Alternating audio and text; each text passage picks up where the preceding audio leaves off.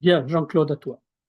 Oui, alors, quelques mots sur Polyphonie militante. Ça fait maintenant plus de 8 ans que nous animons avec Evelyne Brouzin cette émission d'1 heure mensuelle, euh, voilà, tous les mois. Oui, tous les mois mensuels.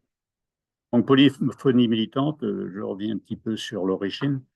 L'idée de base, c'est de recueillir des. Alors, c'est Evelyne qui a trouvé le terme, c'est elle qui fait les interviews. Elle les fait d'ailleurs très très bien. Evelyne, en fait, ce qu'elle dit, c'est que ce sont des récits de vie.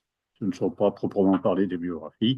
De toute façon, en 1 heure, vous vous doutez bien que les gens, ils peuvent pas rentrer dans les détails de leur vie. Enfin, c'est pas non plus le but. Donc, ce sont des récits de vie. Et alors, en fait, pour bien situer comment ça s'est construit, moi, j'ai toujours été extrêmement étonné que ces récits de vie de gens qui modestes, hein, parce que moi, ce que je visais, c'est le mot qui convient, ce sont des gens modestes, fondamentalement, de tous les milieux, puissent raconter leur vie. Par exemple, comment vivaient les fellahs au temps des pharaons. Si vous le savez, vous aurez un prix Nobel.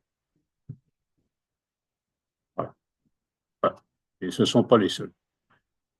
Donc, ces gens-là, on ne sait pas comment ils vivent pour la plupart, on ne sait pas comment ils pensent, du moins on les ignore.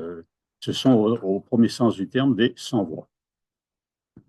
Et donc, l'idée, c'était de cela un petit peu de ressortir. Et là, on répond à une vraie demande. Ne vous faites pas d'illusions. Actuellement, se développe dans toute la population ce souhait, ce désir de connaître leur généalogie, comment vivaient leurs parents, comment ils ont vécu, leurs parents, leurs grands-parents. Il y a une vraie demande. Je crois que nous devrions bien réfléchir à cette demande pour essayer d'y répondre. Et ça, vous trouverez par exemple des gens qui vous font des biographies, hein, des biographies de votre famille, de votre généalogie. Regardez le développement des généalogies actuellement. Je veux dire, c'est pas un vain mot. Je veux dire, c'est quelque chose de très important. Donc, c'est de là que ça vient. Alors, comment ai-je essayé de monter ça? Parce qu'en fait, bon, c'est un truc qui. D'ailleurs, j'entendais le copain d'Aknazo. Il disait, c'est des noms. Qu'est-ce qu'ils ont fait? Pourquoi ils sont là? On ne sait pas. Moi, c'est quelque chose qui m'a toujours frappé. Bon, si vous allez dans les cimetières, peu importe, moi, c'est. Bon, peu importe mon récit de vie à moi, ça n'a pas d'importance, mais j'ai toujours été extrêmement surpris. Hein. Cela, sur les temps, vous voyez un nom et deux dates. Date de début, date fin, point. Donc, mais qu'est-ce qu'ils ont fait? Comment ont-ils vécu? Quelles valeurs portaient-ils?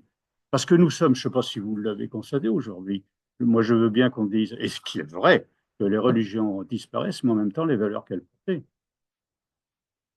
Parce que si on n'a pas compris ça, alors là, je crois qu'il y a quelque chose qu'on n'a pas compris dans ce qui se passe actuellement avec le capitalisme qui arrive, qui est un capitalisme sans foi ni loi. Je dis ça de manière très très simple. Ni loi, ils ont les leurs. Ah, même pas, ils auront des règlements. Non, non, même pas. Même pas, ils n'auront pas de loi, ils auront des règlements. Regardons bien comment ont fonctionné les régimes les plus totalitaires. Ils n'avaient que des règlements. Il n'y avait pas de loi. On parle de loi au sens de quelque chose de Donc, légiféré, ce que je voulais dire officiel et tout, mais simplement, la loi c'est du 80, qu'aujourd'hui, nous sommes dans un monde voilà, qui devient extrêmement compliqué, qui est l'écroulement d'un certain nombre de valeurs. Enfin, moi, tout ça, ça me paraît extrêmement intéressant. Et ces gens dont nous. Moi, j'avais cité Victor Hugo, mais là, je ne l'ai plus en tête exactement. Mais quand il. Vous savez, c'est ceux qui vivent sont ceux qui luttent. Bon, je ne me rappelle plus très très bien, mais il parlait de la notion de bonté, la notion de. Voilà. Bon. Et je crois que. Voilà. Et c'est cela que j'ai essayé de développer, de monter.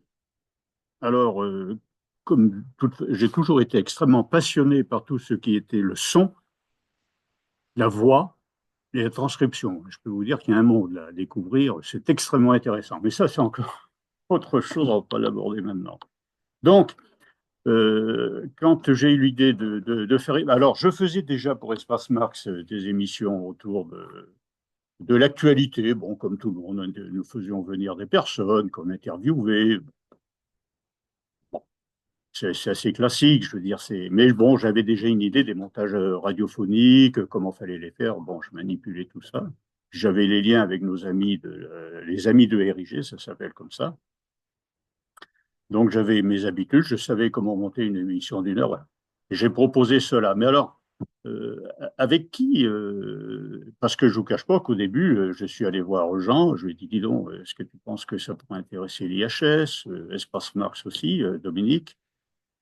Mais en fait, ni l'un ni l'autre ne répondait, ni l'un ni l'autre, je le dis bien.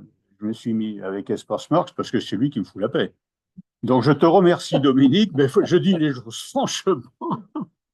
Alors, disons que j'aurais été un peu plus contraint à l'intérieur de la CGT par une rigueur plus, comment dirais-je, à l'intérieur de la CGT, ce que je comprends parfaitement. Moi, ça ne me choque pas. Ça, c'est, voilà, bon, ils ont fonctionnement.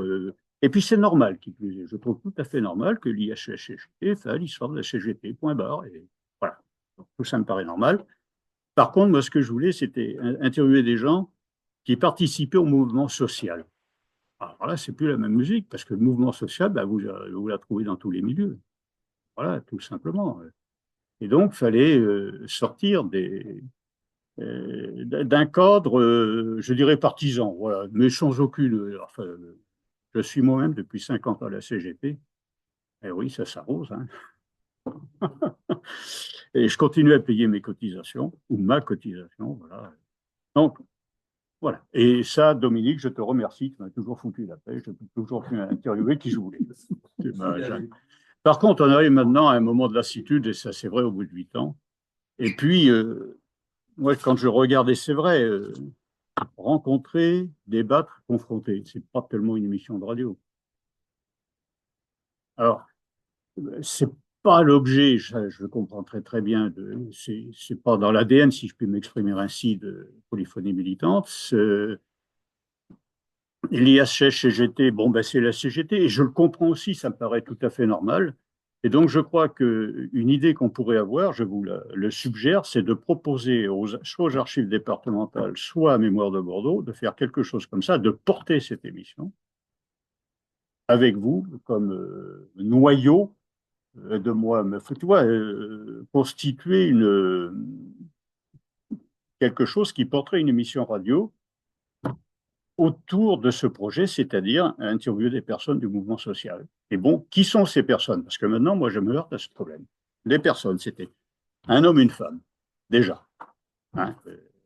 Alors ça, je peux vous dire que pour recruter des femmes, pour les recruter, parce que je dis n'importe quoi, pour interviewer des femmes, hein, Dominique, je vais le voir, je lui dis, dis donc, as-tu des personnes que je pourrais interviewer? Dis bonhomme, t'as pas une femme? Jean, tu as les mêmes problèmes. Enfin, je veux dire, les femmes, d'une manière générale. Mais oui, voilà. Non, non, mais voilà. Il a fallu que je me batte bec et ongle pour réussir à tenir jusqu'au mois de juin dernier une, une, une parité homme-femme. C'est-à-dire que je dois être une des rares émissions à avoir un homme, une femme, un homme. Alors, je ne dis pas que c'est un homme, une femme à chaque fois, mais il y a autant d'hommes que de femmes qui ont été interviewés. Ça a été une bagarre, je peux vous dire, pas piqué d'Anton. La deuxième, parce que moi, je ne marche pas critère. Qu'est-ce que c'est ma formation, c'est ma vie professionnelle, c'est comme ça. Le deuxième critère que je m'étais donné, probablement pas de manière très très claire, parce que Evelyne ne l'avait pas ressenti comme cela, ce qui a donné lieu à quelques débats pas piqués des hannetons, mais bon, ça c'est autre chose, c'est normal. Je suis né en 48. Ça veut dire que quand j'ai passé le bac, c'était en 66. Très concrètement, il y avait à peu près 20-30%, moins de 20% de la population qui avait le bac, par génération. Donc moi, je voulais des gens qui n'aient pas le bac. Voilà. Point barre. Ah ben oui, attendez, parce que les autres, vous avez la parole. Moi, vous me racontez tout ce que vous voulez, mais là, les universitaires, on les entend, les prolos. Silence. Euh, et donc maintenant, je me heurte vraiment à cette difficulté de trouver des gens qui répondent à ces deux premiers critères, hein, pour dire les choses clairement. Les mots sont faibles. Et j'en ai ras-le-bol. Je ne continuerai pas si je n'arrive pas à trouver des gens qui répondent aux deux critères que je viens de vous dire, c'est-à-dire un homme, une femme, et si possible des gens qui ont... Alors, je parle de formation initiale, hein, parce que après, quand les gens ils font le CNAM, la formation continue, toutes ces choses-là, ils évoluent à l'intérieur de l'entreprise. Moi, j'ai rien à dire là-dessus. Attendez, mais je parle de formation initiale. Hein. Voilà. Euh, voilà les gens que je recherchais. Autant d'hommes que de femmes et des gens qui ont participé au mouvement social. Alors, on a de tout, hein, on a de tout. On a des gens qui se sont impliqués dans le mouvement sportif, euh, dans l'économie sociale et solidaire, beaucoup aussi. Bon, on a même réussi à trouver une handicapée. Voilà. Et cette jeune femme, 30 ans, je lui ai proposé de faire une émission. Elle était tentée, enfin, on en a discuté tous les deux, et puis elle est en train de monter une émission. Alors, sachez que cette jeune femme, dont je dirais le nom, mais enfin, elle a plus que 3 doigts qui fonctionnent, elle a une trachéotomie. Et sa durée de vie n'est pas, enfin bon, c'est pas évident. Voilà. Et là, quand vous interviewez des gens comme ça, je peux vous dire que, voilà, c'est, enfin, c'est remuer les tripes, quoi. J'ai rien d'autre à dire, quoi. J'ai rien d'autre à dire. On ressort de là où on est remonté complètement abattu, mais bon, ça m'a requinqué. Ça m'a vraiment requinqué. Donc voilà, je voudrais que donc Polyphonie militante continue, mais manifestement, il faut maintenant trouver une organisation qui permette sa pérennisation, d'où cette proposition qui me paraît honnête, hein, il me semble, c'est-à-dire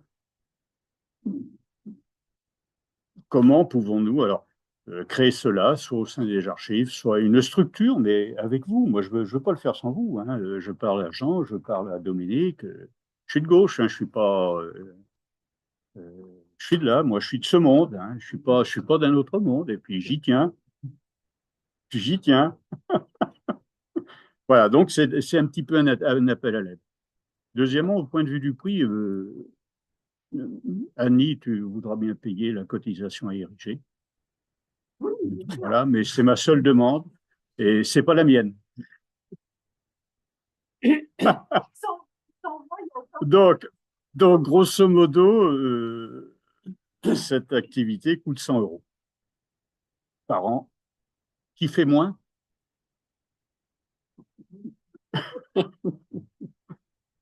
Le rapport qualité-prix, quand même, est imbattable. Donc voilà un petit peu ce que j'avais à vous dire. Encore une fois, je crois vraiment que nous répondrons à une demande de la population. Les derniers que nous, c'est Evelyne, par exemple. Nous avons interviewé des vieux de la vieille de cette petite ville là-bas de Reims dans les Pyrénées-Atlantiques, les Hautes-Pyrénées. Bon, il y a la mairesse, 80 et quelques années, les deux autres avaient plus de 90 ans, anciens conseillers municipaux, mais ils avaient tous une caractéristique que je n'ai pas trouvée ici, Dominique, c'était des paysans. Des vrais, quand je dis des vrais paysans, ça ne veut pas dire qu'il y ait des faux. Ça ne veut pas dire qu'il y ait des faux. Mais voilà. Autrement dit, là, je reviens. Quand je vous disais 20% qui ont le bac en formation initiale, c'est la croix et la bannière pour trouver des gens qui sont dans les 80%. Et trouver des agriculteurs, des paysans, parce qu'ils s'appellent comme ça, des paysans aujourd'hui, les interviewer, ils représentaient à l'époque plus de la moitié de la population, on n'en trouve pas. Enfin, c'est pas possible. Vous voyez, je finis. Voilà. Donc, pouvez-vous m'aider pour essayer de répondre un petit peu sociologiquement, un homme, une femme, si possible correspondant au niveau de formation initiale, représentatif de la société. Voilà. Voilà. Et si possible, en effet, une structure, soit au sein de Mémoire de Bordeaux, que vous connaissez bien, surtout Jean, hein, qui a travaillé avec eux. Les archives, bon, je vais faire le dépôt. Alors, les archives et le bouquin, là, oui, mais je suis tout à fait d'accord. Alors, les archives, c'était prévu. Enfin, faut-il encore le faire? Donc, il va se le taper. Bon, bref. Euh, mais par exemple, faire un livre sur leur transcription. Alors, une transcription, pour vous donner une petite idée, pour une heure d'émission, c'est 4 heures de boulot. C'est un vrai bonheur. Par contre, ce que je peux vous dire, c'est que vous avez véritablement, alors c'est moi qui me le tape, hein, c'est moi qui fais ça, on a l'impression de, et là j'utilise, alors que vous me connaissez, on a l'impression de pénétrer l'âme de la personne. On la comprend intimement, si je puis m'exprimer. C'est absolument passionnant. Alors, qu'est-ce que c'est chronophage?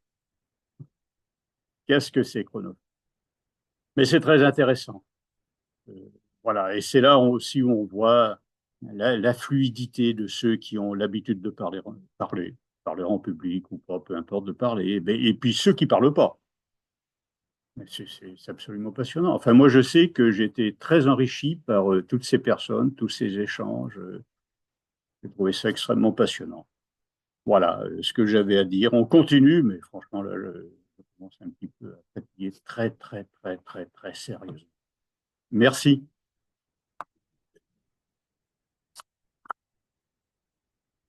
Deux, trois choses quand même. Moi, je trouve que